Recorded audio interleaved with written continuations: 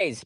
Niners only have literally 1 day of practice to prepare. These Thursday night games are a crunch. I hate Thursday night football. I'm pretty sure the teams hate Thursday night football. John Lynch was on KNBR this morning. He's usually on Thursday mornings, but we had to listen to him on Tuesday morning because of the schedule change, right? So he dropped a lot of news. We're going to talk about that news. I'm sure you guys already saw the news, but we're going to recap it because it just got out of the hospital, or the clinic, with my patients on my way to see some home health patients. So got a little time. We're going to talk about those injuries and the unfortunate news of what we could be facing on Thursday without, certain players. But John Lynch also addressed, some other things from the Sunday's loss to the Jaguars, and let's talk about it. So Ricky Pearsall, he's got the knee issue. They were supposed to, do an MRI and evaluations. We haven't heard any of that. Today, the team practices for the first time this week, the only time this week. They're basically combining 2 days worth of practice into 1 day. So they use like the Wednesday plus Thursday practices jumbled into one. So it's like 2 days into one is what John Lynch was explaining. That's a lot. It's a lot. It's a busy day. It's a crazy day. So they're gonna go through all their installs, practice, this, that. And Ricky Pearsall, unfortunately, is questionable for Thursday night. He's got the knee issue. Maybe Kyle Shanahan's going to talk to us also at about 1:30 p.m. He's probably going to be late, as he always is. So when Kyle Shanahan addresses the media here in over a little bit over an hour, we'll probably hear what he has to say about Ricky Pearsall and if he's going to practice today, all that stuff. So we're getting close to hearing that report in about an hour, like I said. And right now, it does seem that Ricky Pearsall is going to be questionable for Thursday. That's what John Lynch said. So I don't know if we're going to have Ricky Pearsall. I don't know if we're going to have Juwan Jennings, right? Because Juwan Jennings is also dealing with the rib injury. He didn't give us an update on Juwan Jennings specifically because they didn't ask him. So we'll get an update from Kyle Shanahan. Now, we may not have Ricky Pearsall. We may not have Juwan Jennings. That means Demarcus Robinson's going to have a huge game. Demarcus Robinson, he's playing against his former team, Rams, revenge game, and all signs could point to him having a big game against the Rams. Now, another injury, of course, that we have to monitor is Brock Purdy, the toe. It is a little sore. That's what he said yesterday to Kyle Shanahan. And John Lynch said that Brock Purdy is also questionable. He said they're going to see how he feels leading up to the game. They're going to run all the tests and da da da da da. He said all the stuff he had to say. Basically, we're going to monitor him. I don't know. I don't think Brock Purdy's going to play on Thursday. It looks like Mac Jones might play.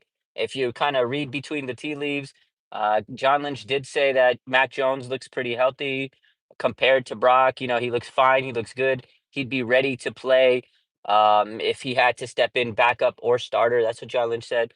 So we'll see how things go. And again, we got practice in about an hour, so we'll hear those updates. And or not practice an hour. Kyle Shanahan in an hour. Kyle Shanahan will address the media in an hour, and we got practice later today. So gonna get a lot of updates shortly. So 61% of the 49ers will be in attendance at Levi's South on game day, according to Vivid Seats. Jennifer Lee Chan with the first to report that. So pretty amazing. The Niner fans always take over stadiums. Um, and they always take over Levi South, right? They always take over LA.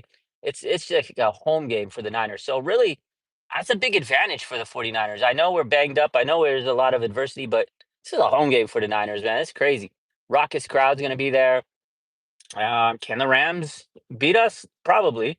Can the 49ers win? Probably. Both things could be true. Both teams are tough. Both teams know each other. Sean McVay and Kyle Shanahan, the coaching tree that, they're very close to, we know their story. You've probably seen it posted many times. Their coaching tree is massive between the two of them. And, they go head to head a lot. So it's going to be interesting to see this matchup. But it's always fun because the Niner fans just absolutely take over SoFi Stadium. It's crazy. So, how am I doing? I'm doing good. They had our number recently. Yeah, there was a time where the Niners owned them. There was a time where the Rams owned the Niners. It's like they go back and forth.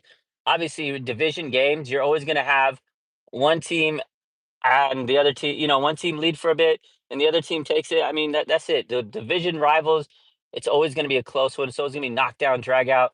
And sometimes the team that you don't think is going to win wins. and I think the Niners definitely have a chance um, to beat. I think the Niners have a chance to beat the Rams, but it's not going to be easy. Throwback says the difference is Sean McVay has evolved.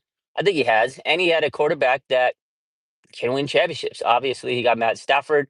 That was like the one thing ailing him during his time with the Rams is he finally got rid of Goff, who's become pretty good with the Lions. Credit to Goff, who shook off the bus talks and he became a really good quarterback, right, for the Lions. So worked out for both teams. Matt Stafford, he got away from the Lions, who were out winning at the time, and he went with Sean McVay, and Sean McVay won a championship with them, unfortunately for us.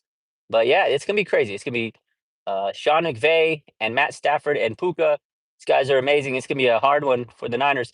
And again, we may not have Brock, we might have Mac Jones, but I feel confident in offense led by Mac Jones right now. He's won 2 games, undefeated with the Niners. Will he take a loss if he plays? I don't know. Will Brock Purdy take a loss if he plays?